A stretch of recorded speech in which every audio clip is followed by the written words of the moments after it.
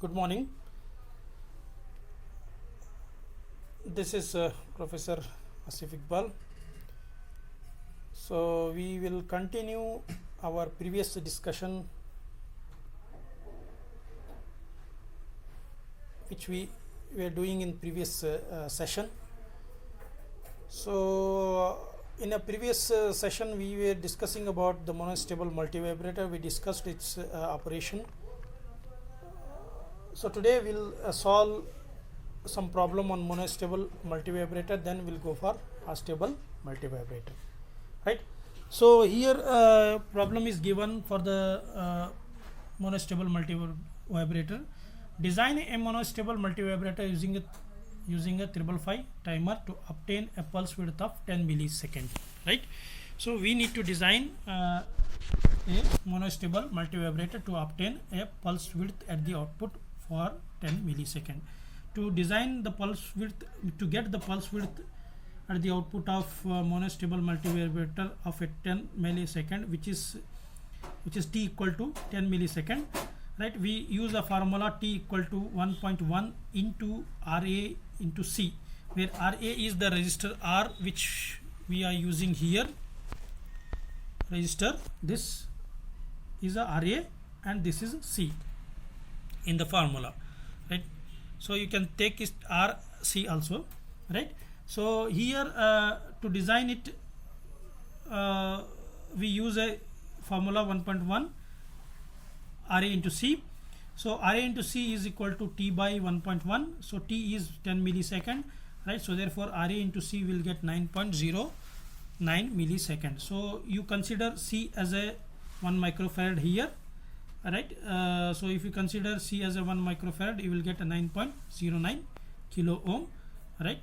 So which is approximately 9.9 kilo ohm for the resistor R. So therefore the monostable multivibrator designed here, designed in the sense we need to calculate the value of R and C, which we got it, right? Okay, so you draw this circuit.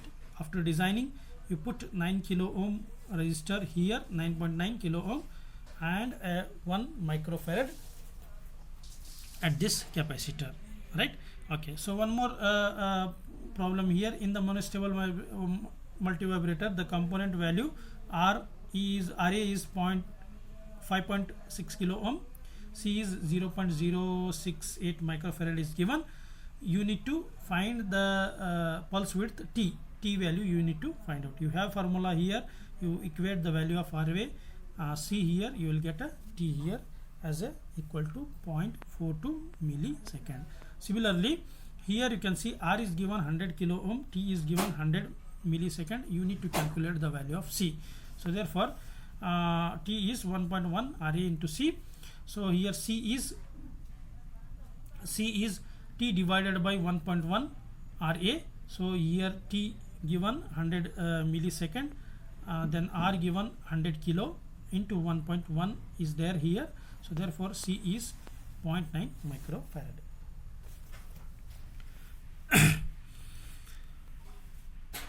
So next we'll go for understand what is astable multivibrator. So see, astable multivibrator is a circuit which is generating free running square wave. Means it is continuously generating the square wave signal, means free running square wave with a different duty cycle here, right? So means it will give you positive pulse, then negative pulse, then positive pulse, then negative pulse. It is continuous, not like monostable multivibrator. Monostable multivibrator output is always low. Whenever you apply the trigger, then only output goes high for a certain period of time. But it is not here. Astable multivibrator is continuously giving positive and a negative pulse, right? So here to use astable multivibrator, what we have to do, we have to use two resistor externally connected, RA and RB, and a capacitor C. RA is connected between pin number 8 and 7, and RB is connected pin number 7 and 6.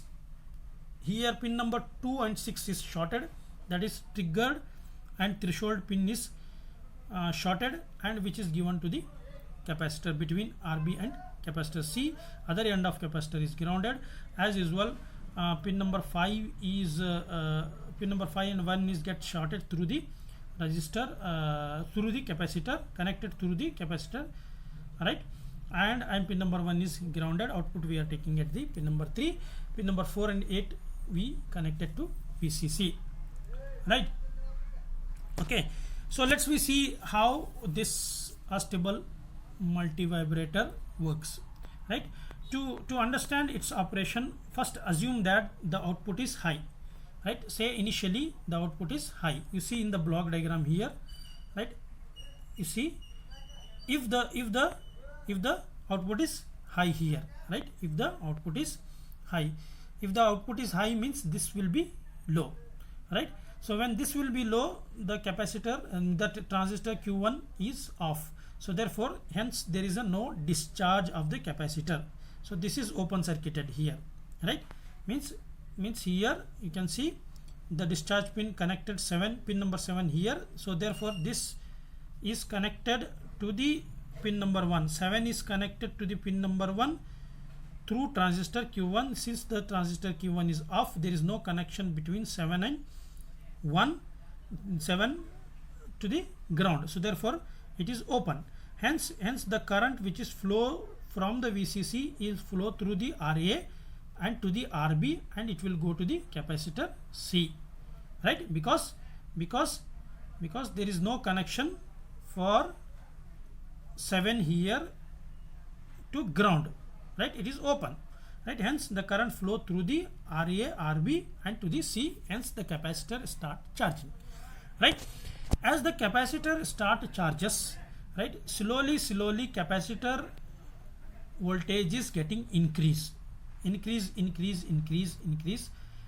when capacitor voltage across capacitor, see, you see this is voltage across capacitor, when reaches is 2/3 of VCC or more than 2/3 of VCC, means you see the voltage across capacitor when reaches 2/3 of VCC, which is connected to pin number 6. What is the pin number 6? Pin number 6 is the threshold pin here, pin number 6, which is connected to non-inverting terminal of upper comparator. Hence this voltage is become more than 2/3 of VCC when this voltage is reaches 2/3 of VCC, because it is connected to capacitor here. When the voltage across capacitor reaches 2/3 of VCC, pin number 6 has also become 2/3 of VCC, right? And that is non-inverting terminal of the upper capacitor become 2/3 of VCC, and it is crosses the 2/3 of VCC.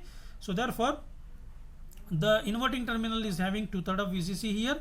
So therefore it is greater than this. So therefore the upper capacitor output will be positive saturated. It will become 1. When it will become 1, you see that the flip-flop gets reset. The Q become 0 and Q bar become 1. When Q bar become 1, the output will become 0. So therefore we can say here when capacitor voltage is reaches 2/3 of VCC, output goes from 1 to 0. Output becomes 0 here, right? Since the output becomes 0 here, so this will be 0. So we know that this will be 1. When this will be 1, this transistor is on because it is NPN transistor. So therefore Q1 is on. When Q1 is on, the capacitor start discharging through RB. You see here through RB at pin number 7, and it will go the current flow from here to here to here to the ground. Understand, right? The capacitor start to discharge. You can see capacitor start to discharges through the RB to the pin number 7. Pin number 7 to the transistor. We have transistor is on, which connects 7 and 1. Hence it is capacitor discharge through the RB and transistor Q1 to the ground, right? Hence the capacitor is slowly getting discharged. See, capacitor is not suddenly discharged. Capacitor is slowly discharged because it is discharging through the resistor RA, right? As the capacitor is slowly getting discharged, the voltage across capacitor is slowly getting decreased, right? When the voltage across capacitor reaches 1/3 of VCC and it is going below the 1/3 of VCC, right? You see the capacitor is also connected to the connected to the pin number 2, which is the trigger pin, which is the inverting pin of the lower capacitor here, right? So this is also connected to the capacitor here, you can see. So when the voltage across capacitor reaches 1/3 of VCC and going below the 1/3 of VCC, right? So the here you can see the 1/3 the inverting terminal voltage is less than 1/3 of VCC. So this become what?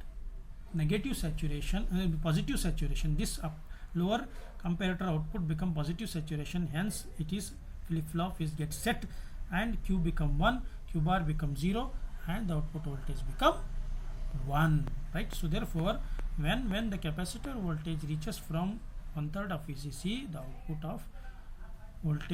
output voltage become 1, right? Once the output voltage become 1, what happen? So this will be 0, this here the voltage is 0, so here it is a 0, 0 makes the transistor to off, hence transistor when 0, the transistor is off. When the transistor is off, again the capacitor start to charging through RA and RB, hence the capacitor again start charging, right? So as the capacitor charging and reaches to the 2/3 of VCC, what happen, right? 2/3 upper capacitor output become 1, which resets the flip flop, and hence the output become 0, right? Once again the capacitor, when output becomes 0, the capacitor transistor Q2 is off, transistor Q1 is on, and all the voltage across capacitor is slowly getting discharged, right? And this process, charging discharging the voltage across capacitor, the charging discharging of capacitor is continuous, right? From 1/3 VCC to 2/3 VCC, continuous, and which makes the output voltage goes from high to low, and this will generate continuous waveform at its output, right? Positive pulse to negative pulse, negative pulse to positive pulse. Hence this we called a stable multivibrator, or we can say it is no stable state, because it is no stable state, so therefore it's called a stable multivibrator, or we call it is free running non-sinusoidal oscillator. It is free running non-sinusoidal oscillator output you will get, right? Okay, this is how a stable multivibrator works. To design the stable multivibrator, right, we need to use these formulas. See the formulas, right? The time, you see time to charge from 1/3 of VCC to 2/3 of VCC by the capacitor requires is T on, right? That is a T on. TC is equal to 0.69 into RA plus RB into C, right? Which is time required to charge capacitor, or we can say the on period. It is a on period, right? Time required to charge from 1/3 of VCC to 2/3 of VCC. This is on period, right? Here both the resistor is involved because the capacitor is charging through RA and RB. So therefore it is 0.69 RA plus RB into C, right? If time to discharge the capacitor, which is T off period, means the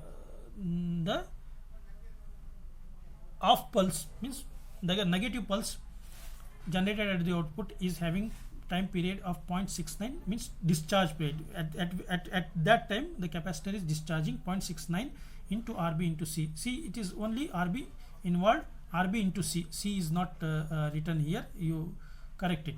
Okay, 0.69 RB into C, right, is the formula. Since here only while the capacitor, when capacitor is discharging, it is discharging through only RB, so therefore RB is used here. Hence the total time period, right, total time period, right, the total time period T from here to here, means total positive pulse and negative pulse together is a T on and T off, T on plus T off, TC plus TD, right, which is T on plus T off, TC plus TD. When you both equate this T on, this and this here, right, and you will get 0.69 RA plus 2 RB into C, right. So the frequency for generated square wave F0 is equal to 1 divided by T, 1 divided by 0.69 RA plus 2RB into C, which will give you 1.4945 divided by RA plus 2RB.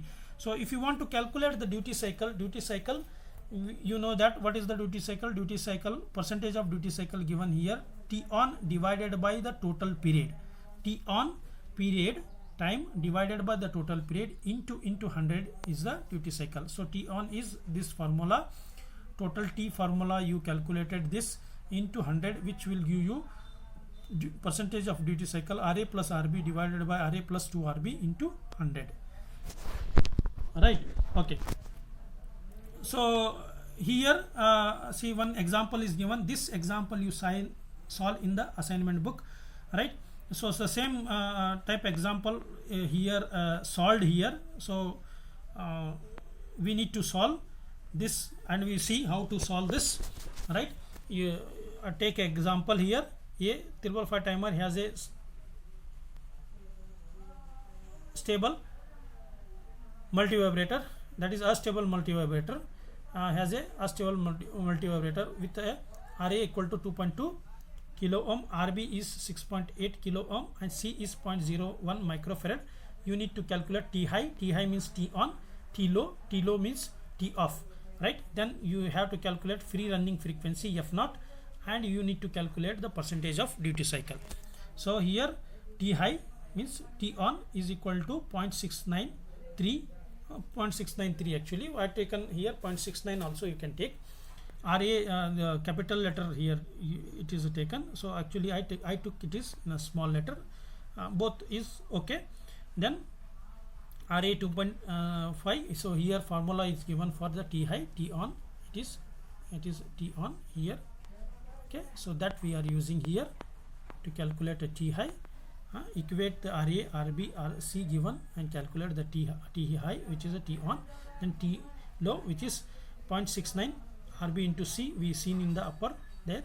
So calculate the T low, T off, then F is 1.45 divided by RA plus 2 RB into C, which we seen here, right? Okay, so equate the values for RA, RB and C and calculate the F, and duty cycle T on divided by T on plus T off, you know, T on divided by total T, right? So therefore T on you calculated, right? T on you calculated, T off you calculated, right? So T on, T off, T on, all you equate, that is T on divided by T. T on plus T off is T. So total you equate and solve this, or you can use to find out the duty cycle here, right? So this formula, use RA value, RB value divided by RA plus 2 RB value, then definitely you will get a duty cycle which is 5.6, which is 56.96% of a duty cycle, right? So this example you need to solve in the assignment book. So it is the same example which we solved here, right? But the values are given here differently. RB given 3.9K, RA given 2.2K, C given 0.1 microfarads. You need to determine positive pulse TC, means which is T high, T on, same T high, T on, TC. The negative pulse width, which is TD, T off, T on, T low is the same. Then you calculate free running frequency F0, right? This you have to do in the assignment book, right? So further we'll continue this. See, this completes our module 5. So we'll go for the next module in a next session. Till then, you take care, be safe, bye.